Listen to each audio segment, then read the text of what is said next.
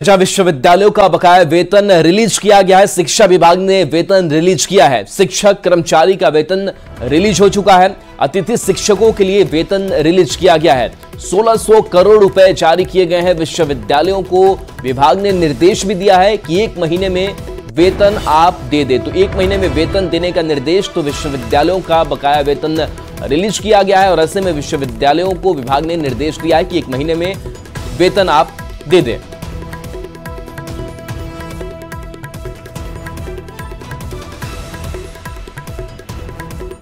केंद्र की मोदी सरकार ने किसानों को बड़ा तोहफा दिया है। केंद्रीय कैबिनेट की दूसरी बैठक में 5 बड़े फैसले लिए गए। सभी फैसले किसानों से ही जुड़े हैं। धान और कपास समेत 14 फसलों पर एमएसपी को मंजूरी देते हुए किसानों की एमएसपी वाली डिमांड को पूरा किया गया है। लगातार तीसरी बार सत्ता में लौटने के बाद मोदी की प्राथमिकता किसान ही है। कैबिनेट की पहली बैठक में ही किसान सम्मान निधि की किस्त पर मुहर लगाई गई थी और दूसरी कैबिनेट की बैठक में भी किसान ही पीएम के एजेंडे में नजर आए। डिक्लेयर हुई है वो है धान। सबसे पहले धान का नया एमएसपी, पैडी का नया एमएसपी खरीफ के लिए 2300 रुपीज डिक्लेयर किया गया है, which is 117 rupees increment over the previous MSP. इसी तरह से कॉटन, जो कि बहुत इंपॉर्टेंट क्रॉप है, इसका एमएसपी 7121 और एक दूसरी वैरायटी है उसमें 7521 रुपीज डिक्लेयर किया है। ज्वार 3371 रुपीज, रागी 4290 रुपीज, बाजरा 2625 रुपीज और मक्का मेज 2225 रुपीज। मूंग की एमएसपी डिसाइड हुई है 8682 रुपीज। तूर की एमएसपी है 7550। ये पिछले एमएसपी से 550 रुपए ज्यादा है। उड़द की हुई है 7400 रुपीज, जो कि पिछले एमएसपी से 450 रुपए ज्यादा है। बिहार को अपराध मुक्त बनाने के लिए बीजेपी योगी मॉडल को धरातल पर उतारने के संकेत दे रही है। मतलब अपराधियों का फैसला ऑन द स्पॉट। पहले डिप्टी सीएम और अब सीएम नीतीश कुमार के मंत्री भी खुले मंच से अपराधियों को धमका रहे हैं, उन्हें सुधर जाने की नसीहत दे रहे हैं। लेकिन आरजेडी को योगी मॉडल पर ऐतराज है। आरजेडी की ओर से मंत्री दिलीप जायसवाल का खुलकर विरोध किया जा रहा है। सीधे गोली मारे के आदेश सरकार का दे रहा है। पूर्णिया की रूपौली में उपचुनाव है और उससे पहले बिहार के राजनीतिक गलियारों में भूचाल है। ये सियासी भूचाल सीएम नीतीश कुमार के भूमि व राजस्व मंत्री दिलीप जायसवाल के उस बयान पर मचा है, जिसमें उन्होंने प्रदेश के अपराधियों को न सिर्फ चेताया बल्कि अपराध के आकाओं को गोली मारने तक की धमकी दे डाली। मौका था भवानीपुर में एनडीए की जनसभा का, जहां रूपौली उपचुनाव में एनडीए के पक्ष में माहौल बना रहे थे मंत्री दिलीप जायसवाल। और इसी दौरान योगी स्टाइल में अपराध का इलाज करने का दम भी भर डाला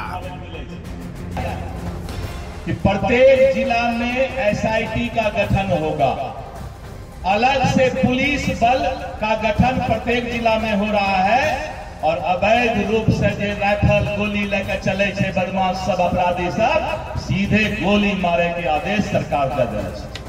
कोई अपराधी अब नहीं बचेगा कहीं पर। जो गोली बंदूक लेके चलता है उस अपराधी को तमाम कर दिया जाएगा, समाप्त कर दिया जाएगा। ये फैसला अभी बिहार सरकार ने कैबिनेट में लिया है। इधर मंत्री दिलीप जायसवाल ने अपराधियों को हड़काया और उधर बिहार की सियासत सुलग उठी। आरजेडी ने मंत्री दिलीप जायसवाल के बयान के खिलाफ मोर्चा खोल दिया, जबकि जेडीयू प्रदेश में सुशासन कहकर मामले से पलड़ा झाड़ती नजर आई। वहीं बीजेपी खुलकर मंत्री दिलीप जायसवाल के समर्थन में उतर आई है। आज बिहार में कानून का राज अगर हमने बनाया है तो कानून का इंजेक्शन अपराधी और लंपटों को दिया। ये दल विशेष के जो गुंडे हैं, जो बिहार में आग लगा रहे हैं, हिंसा फैला रहे हैं, इन पर भी कार्रवाई होगी और इनके दबाव में जो निचले स्तर या ऊपर के स्तर के अधिकारी काम कर रहे हैं उन पर तो और बड़ी कार्रवाई होगी। सरकार ने तैयारी कर ली है। दे ऐठने पे गोली चला देने की बात कहते हैं। ये आतंकी भाषा किसको सुना रहे हैं आप? क्राइम कीजिए कंट्रोल, सत्ता में है, डबल इंजन की सरकार है, एक्सीडेंट कंट्रोल कीजिए, लूट कंट्रोल कीजिए, देह चमकाने वाले तो आपके आजू बाजू में हैं। आरोप प्रत्यारोप और डैमेज कंट्रोल की कोशिशों के बीच पूर्णिया सांसद पप्पू यादव ने मंत्री दिलीप जायसवाल के बयान का समर्थन कर दिया। पप्पू यादव ने कहा कि निश्चित रूप से कानून के तहत अपराधियों का खात्मा होना चाहिए। और मेरा आग्रह है दिलीप बाबू, पहले राजस्व विभाग से दलाली मुक्त कर दीजिए, मेरे भाई हैं, और भ्रष्टाचार मुक्त कर दीजिए। एक विभाग को सुधार लीजिए दिलीप बाबू। गोली मारने और ना मारने की तो बात जोर नहीं है। ये कोई पहला मौका नहीं है जब बीजेपी की ओर से बिहार में योगी मॉडल लागू करने के संकेत दिए गए हों। इससे पहले 16 जून को बिहार के डिप्टी सीएम विजय सिन्हा ने भी अपराधियों को धमकाया था, सुधर जाने की नसीहत दी थी। Bureau report, news 18। सीतामढ़ी से सांसद है देवेश चंद्र ठाकुर, जिन्होंने साफ कह दिया है कि वो मुस्लिम और यादवों के लिए काम नहीं करेंगे, क्योंकि उन्हें लगता है कि मुस्लिम और यादव उन्हें वोट नहीं देते। अब इस बयान से बिहार में सियासी पारे को और बढ़ा दिया है। आरजेडी खुलकर सांसद देवेश चंद्र ठाकुर के विरोध में उतर आई है, जबकि केंद्रीय मंत्री गिरिराज सिंह समर्थन कर रहे हैं। ये रिपोर्ट देखिए। मिठाई खाइए, काम के बारे में मत बोलिए, मैं आपका काम नहीं करूंगा। बिहार में अब जो देगा वोट, उसी के काम को सांसद जी करेंगे सपोर्ट। ये हम नहीं कह रहे, जरा सुनिए सीतामढ़ी के सांसद देवेश चंद्र ठाकुर को। उनको लगता है कि मुस्लिम और यादव उन्हें वोट नहीं करते, तो सांसद जी उनका काम नहीं करेंगे। मेरे यहाँ हर एक मेरे मित्र यादव मित्र का स्वागत है। जो मित्र नहीं है पहले बार भी आना चाहते हैं, उनका स्वागत है। यादवों का और मुसलमानों का आइए, चाय पीजिए, मिठाई खाइए, काम के बारे में मत बोलिए, मैं आपका काम नहीं करूंगा। इधर सांसद जी ने मुस्लिम और यादव विरोधी बयान दिया, उधर आरजेडी ने सांसद देवेश ठाकुर को निशाने पर ले लिया। आरजेडी के पूर्व सांसद डॉक्टर अर्जुन राय ने तो देवेश ठाकुर की मानसिकता पर ही सवाल उठा दिए। करने को तैयार नहीं है, इनके खिलाफ न्यायालय में मामला जाएगा कि इनकी सदस्यता रद्द की जाए, और इनके खिलाफ लोकसभा के स्पीकर बनने के बाद उनके पास मामला जाएगा कि ऐसे व्यक्ति जो संविधान के प्रतिकूल, मनु के संविधान के मुताबिक बोल रहा हो, बाबा साहब अम्बेडकर के संविधान को जो नहीं मानता हो, ऐसे लोग की सदस्यता समाप्त करिए।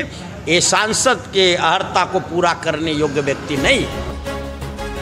इधर सांसद देवेश चंद्र ठाकुर के बयान पर सियासत गरमाई, तो उधर केंद्रीय मंत्री गिरिराज सिंह बचाव में उतर आए। गिरिराज सिंह ने सांसद देवेश ठाकुर के बयान को उनके दिल की पीड़ा बताया।